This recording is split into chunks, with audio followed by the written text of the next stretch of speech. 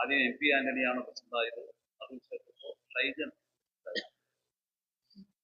എന്താണ് ഈ 3.5 വർഷക്കാലം കൊണ്ട് UDFന്റെ ഭരണസമിതി ഈ നാടിന്റെ വികസനവുമായി ബന്ധപ്പെട്ട് ചെയ്തു? ജനം ചോദിക്കാൻ തുടങ്ങി. യാതൊരു വികസന പ്രവർത്തനങ്ങളും നടക്കും. ഈ നാട്ടിലൂടെ നടക്കാൻ പറ്റാത്ത സാഹചര്യം. കാലടിയിൽ ഗതാഗതക്കുരുക്കല്ല. ഈ ഗതാഗതക്കുരുക്കുമായി ബന്ധപ്പെട്ടുകൊണ്ട് ഒരു ട്രാഫിക് കമ്മിറ്റി പോലും വിളിക്കാൻ പഞ്ചായത്തിന് കഴിയുന്നില്ല. അവസാനം എന്തോ ഉണ്ടായത് നമ്മൾ കണ്ടു. കേരളത്തിന്റെ ഒരു മന്ത്രി കാലടിയിൽ വന്ന് റെസിഡൻസ് അസോസിയേഷൻ അത് നേതൃത്വം എടുത്തുകൊണ്ട് അങ്ങനെ മന്ത്രി വരികയും അങ്ങനെ ഒരു ചർച്ച നടത്തുകയും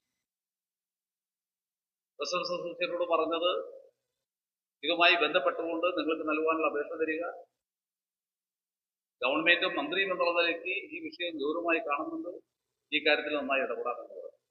എന്താണ് പഞ്ചായത്തിന്റെ ഒരു ചുമതല? ഇക്കാര്യത്തിലൊരു നിലപാട് സ്വീകരിക്കും.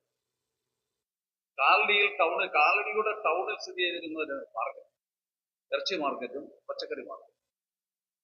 ഈ മാർക്കറ്റ് അവിടെ നിന്ന് മാറ്റിയല്ലോ.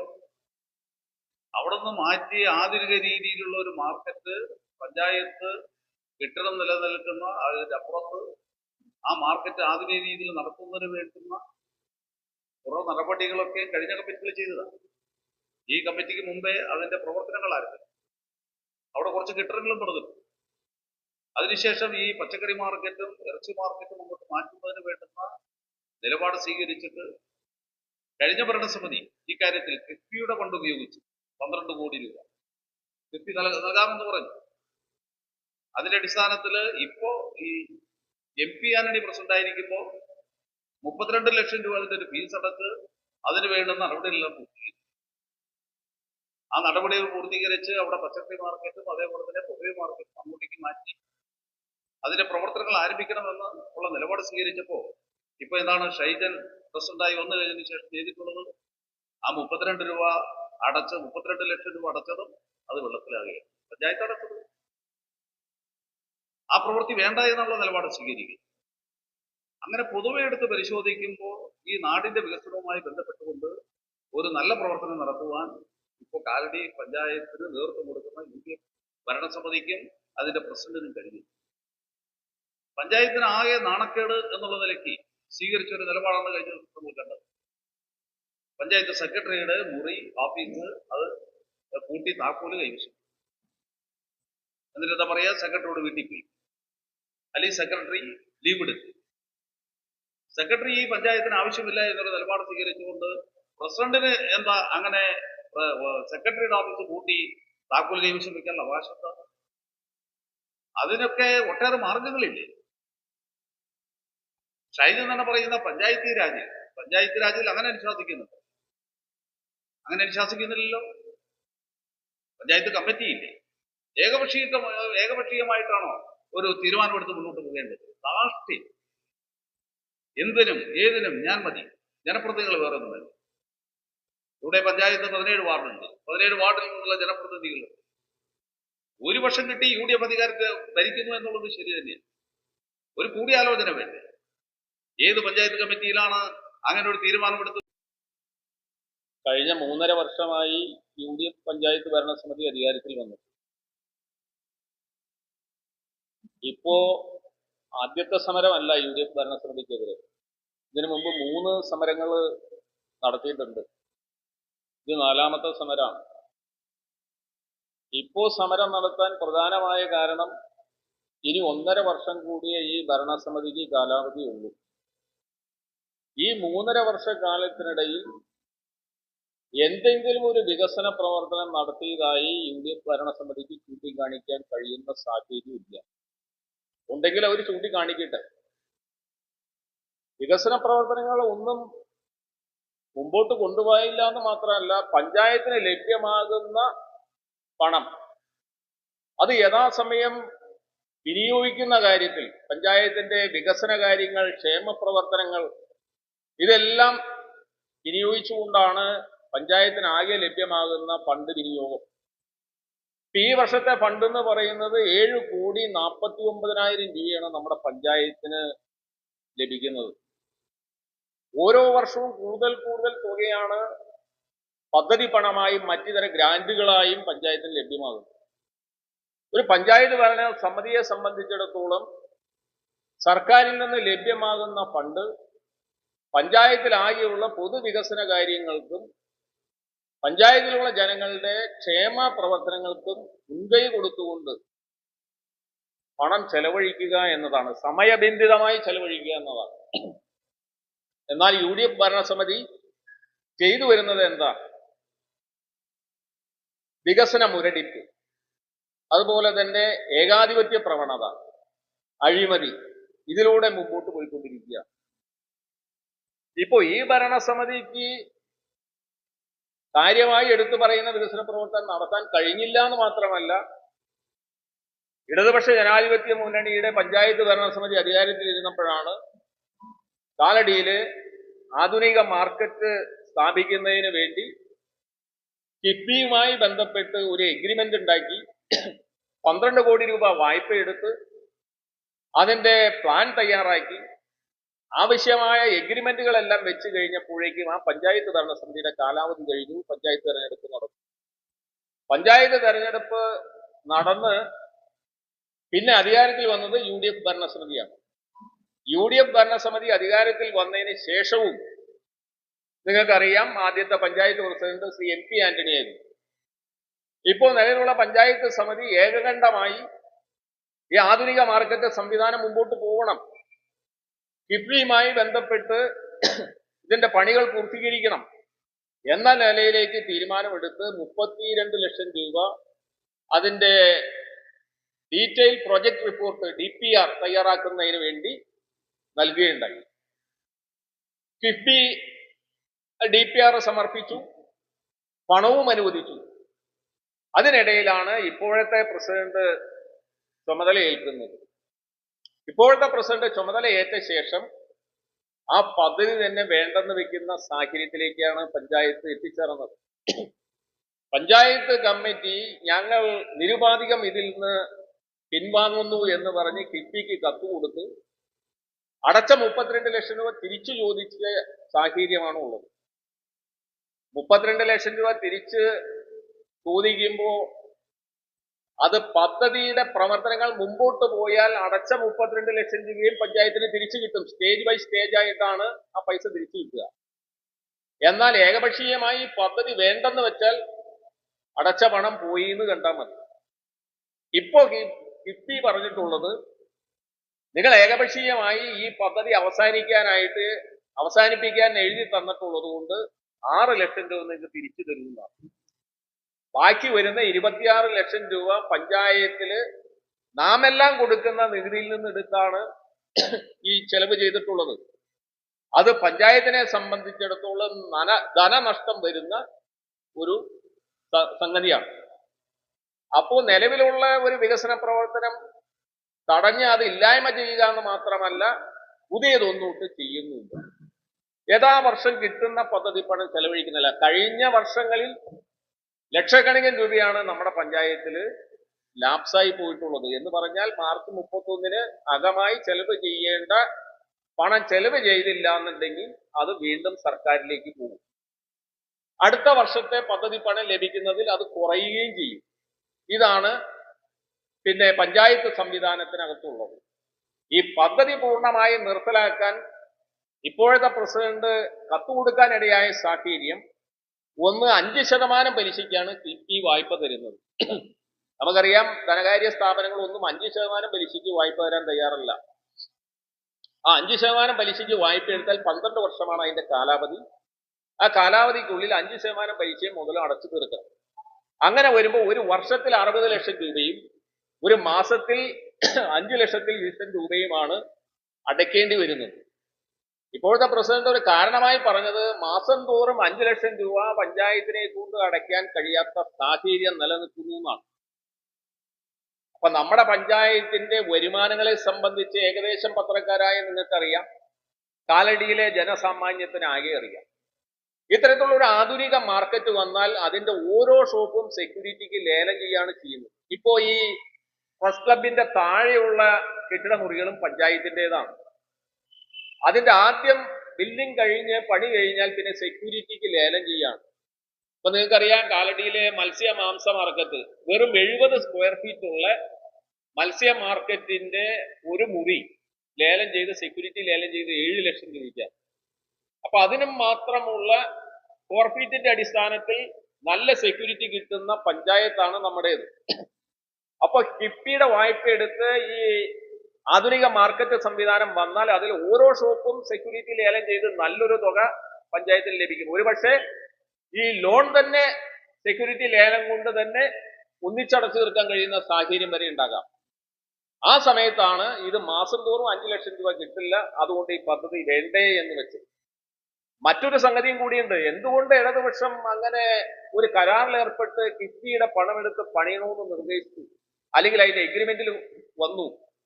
വർഷാവർഷം പഞ്ചായത്തിന് ലഭ്യമാകുന്ന ഫണ്ട്, ചെലവഴിക്കപ്പെടാതെ വരുന്ന പണം, അത് മാർച്ച് 31-ന് എത്ര അവശേഷിക്കുന്നുവോ ആ പണം നേരെ നമ്മുടെ ലോൺ അക്കൗണ്ടിലേക്ക് വരവ് വയ്ക്കാൻ പഞ്ചായത്തിന് ഉള്ള ഉത്തരവുണ്ട്.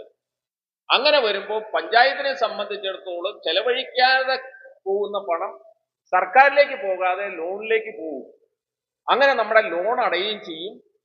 പഞ്ചായത്തിന്റെ 100% പദ്ധതി വീതം പൂർത്തീകരിക്കാനും കഴിയും. ഇതായിരുന്നു ആ പദ്ധതി. ആ പദ്ധതി ഉപേക്ഷിച്ചു. പിന്നെ ഓരോ വർഷവും ഉണ്ടാക്കുന്ന പദ്ധതികളുണ്ട്. ഇപ്പൊ 7,49,00,000 രൂപയുടെ പദ്ധതി പഞ്ചായത്ത് ഇപ്പൊ ലക്ഷ്യമിട്ടിട്ടുണ്ട്. ഇപ്പൊ ഈ സാമ്പത്തിക വർഷം ആരംഭിച്ച് 3 മാസമായി കഴിഞ്ഞു. എന്തെങ്കിലും ഒരു പ്രവർത്തനം നടന്നോ? ഒന്നും നടന്നില്ല എന്ന് മാത്രമല്ല, കഴിഞ്ഞ വർഷം വെച്ച, നിങ്ങൾക്കറിയാം, നല്ലൊരു മഴ പെയ്ത പ്രസ് ക്ലബിലേക്ക് പോലും കയറാൻ കഴിയുന്ന സാഹചര്യമില്ല. വെള്ളക്കെട്ടാണ്, ഗുരുതരമായ ഗൗരവമായ വെള്ളക്കെട്ടും രൂക്ഷമായ വെള്ളക്കെട്ടും രൂക്ഷമായ ഗതാഗത തടസ്സവും കാലടി അഭിമുഖീകരിക്കുന്ന 2 പ്രശ്നങ്ങളാണ്. ആ വെള്ളക്കെട്ട് ഒഴിവാക്കണമെന്നുണ്ടെങ്കിൽ പ്രധാനമായും നമ്മുടെ ടൗണിലുള്ള കാനകൾ ക്ലീൻ ചെയ്യണം യഥാസമയം.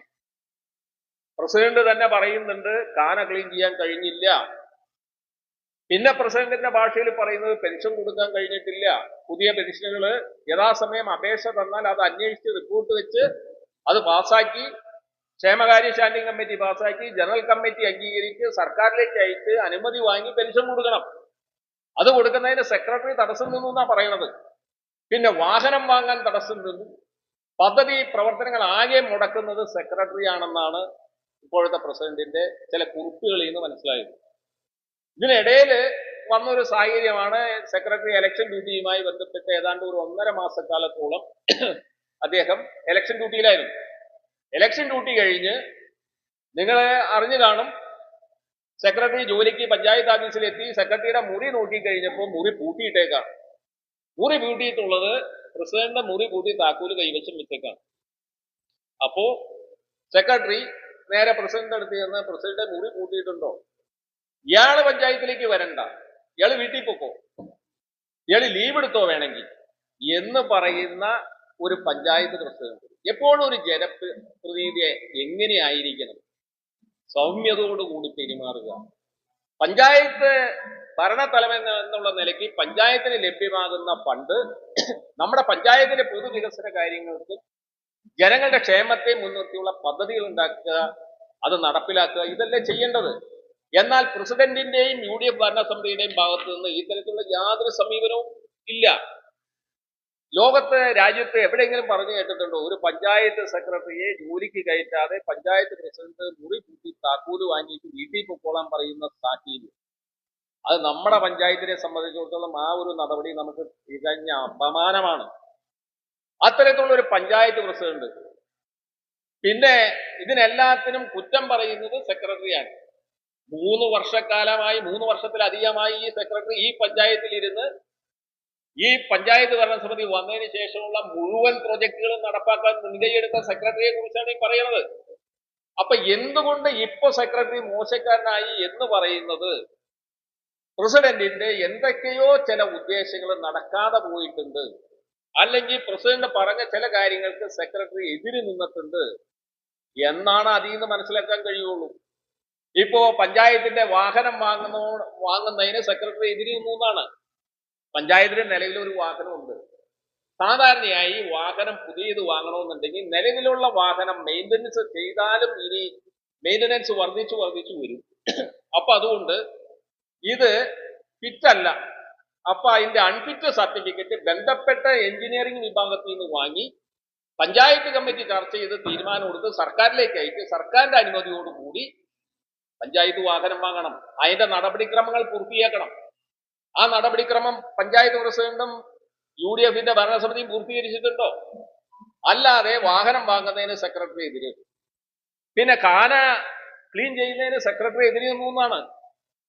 ഇതെല്ലാം ഒരു സെക്രട്ടറി എതിര് നിന്നാൽ എന്താ പഞ്ചായത്ത് ഭരണസമിതി ചെയ്യുക? ഒരു പഞ്ചായത്തിന്റെ ഭരണത്തലവൻ പഞ്ചായത്ത് ഭരണസമിതി എടുക്കുന്ന തീരുമാനങ്ങളാണ് സെക്രട്ടറി നടപ്പാക്കേണ്ടത്. പഞ്ചായത്ത് ഭരണസമിതി എടുക്കുന്ന തീരുമാനങ്ങൾ സെക്രട്ടറി യഥാസമയം നടപ്പാക്കിയില്ല എന്നുണ്ടെങ്കിൽ സെക്രട്ടറിയെ കമ്മിറ്റിയിൽ പ്രത്യേകം വിളിച്ചു വരുത്താം. സെക്രട്ടറി നിർദ്ദേശിക്കുന്ന ആളോ കമ്മിറ്റിയിൽ നിർബന്ധമായി ഉണ്ടാകണം. എന്നാൽ സെക്രട്ടറി കാര്യനിർവഹണം കൃത്യമായി നടക്കുന്നില്ലെങ്കിൽ സെക്രട്ടറി കമ്മിറ്റിയിൽ വിളിച്ചു വരുത്തി ഉപദേശങ്ങൾ കൊടുത്ത് തുടർന്ന് നല്ല രീതിയിൽ നമ്മുടെ പഞ്ചായത്തിന്റെ പ്രവർത്തനങ്ങളുമായി മുമ്പോട്ട് പോകണമെന്ന് ഉപദേശിക്കുക.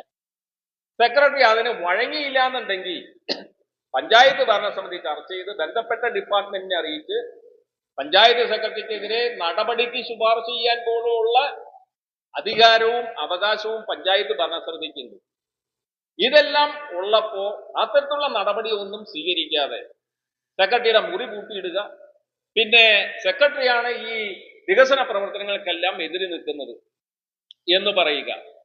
ഇടതുപക്ഷ മെമ്പർമാരെ സംബന്ധിച്ചിടത്തോളം ഇങ്ങനെ സെക്രട്ടറിയുടെ മുറി പൂട്ടിയിട്ട സാഹചര്യത്തിൽ LDF-ന്റെ മെമ്പർമാർ അവിടെ ചെന്ന് പ്രസിഡന്റ് ഈ ചെയ്യുന്ന നടപടി തികച്ചും തെറ്റാണ്, സെക്രട്ടറിയുടെ മുറി തുറന്നു കൊടുത്തു, സെക്രട്ടറി മുറിക്കകത്ത് കയറട്ടെ, ജനങ്ങൾ വന്നു നിൽക്കാണ്, പല കാര്യങ്ങൾക്കും വേണ്ടി നൂറുകണക്കിന് ആളുകൾ ദൈനംദിനം വന്നു പോകുന്നതാണ്. അപ്പൊ അവരുടെ കാര്യങ്ങൾക്ക് മുടക്കം വരാതെ കാര്യങ്ങൾ ചെയ്തു കൊടുക്കാൻ പറഞ്ഞപ്പോ അതൊന്നും പ്രസിഡന്റ് കേൾക്കാൻ തയ്യാറായില്ല. അവസാനം എന്തു പറ്റി? പിന്നെ ജോയിന്റ് ഡയറക്ടറും പ്രസിഡന്റിന്റെ തന്നെ പാർട്ടിയുടെ കുറച്ച് വെളിവുള്ളവരുണ്ട്, അവര് വിളിച്ചു പറഞ്ഞു താക്കോല് കൊടുക്കില്ലെങ്കിൽ പ്രശ്നമാണ്, സെക്രട്ടറിയുടെ കാര്യനിർവഹണത്തിൽ തടസ്സം നിന്നു എന്ന് പറഞ്ഞുകൊണ്ടുള്ള കേസിലേക്ക് സെക്രട്ടറി ഒരു പരാതി എഴുതി കൊടുത്താൽ ഉടൻ തന്നെ പ്രസിഡന്റിനെതിരെ കേസ് എടുക്കണം. ആ നിലയിലേക്ക് പോകാതിരിക്കാൻ വേണ്ടി വേഗം മുറി തുറന്നു കൊടുക്കുന്ന സാഹചര്യമാണ് ഉണ്ടാകുന്നത്. അപ്പൊ ആ നടപടിയെ എതിർത്ത ഇടതുപക്ഷത്തെ പിന്നീട് സെക്രട്ടറിയുടെ വെള്ളപൂശലുകാരാക്കി മാറ്റി ഒരു കുറിപ്പ് പ്രസിഡന്റ് ഇറക്കുന്ന സാഹചര്യം ഉണ്ടായത്. അപ്പൊ ഇതെല്ലാം ചെയ്തുകൊണ്ടാണ് പഞ്ചായത്ത് പ്രസിഡന്റ് മുമ്പോട്ട് പോകുന്നത് എന്നാണ് അതിന്റെ രത്നച്ചുരുക്കം. ഞാൻ പറയുന്നത് മാത്രം സെക്രട്ടറിയും ഈ ഭരണസമിതിയും കേട്ടുകൊള്ളണം, അനുസരിച്ചുകൊള്ളണം, പ്രവർത്തിച്ചുകൊള്ളണം എന്ന് പറയുന്ന ഷൈജൻ പ്രസിഡന്റ്. പിന്നെ ഇടയ്ക്ക് കുറിപ്പിൽ കണ്ടത് പഞ്ചായത്ത് രാജ് സംവിധാനം പഠിച്ചേച്ചു ഇടതുപക്ഷ മെമ്പർമാരോട് പറയുന്ന സൂചനയാണ്. ആരെങ്കിലും അദ്ദേഹം ഇട്ട കുറിപ്പിന് എതിരായി എന്തെങ്കിലും ഒരു കുറിപ്പിട്ടാൽ നിങ്ങൾക്കൊന്നും പഞ്ചായത്ത് ഭരണ സംവിധാനം, പഞ്ചായത്ത് രാജ് ആക്ടും നിയമവും ചട്ടവും അറിയില്ല എന്നാണ്. ഏത് പഞ്ചായത്ത് രാജ് നിയമത്തിലാണ് ഈ പറഞ്ഞ പ്രവൃത്തിയെല്ലാം ചെയ്യാൻ നിർദ്ദേശിച്ചിട്ടുള്ളത്?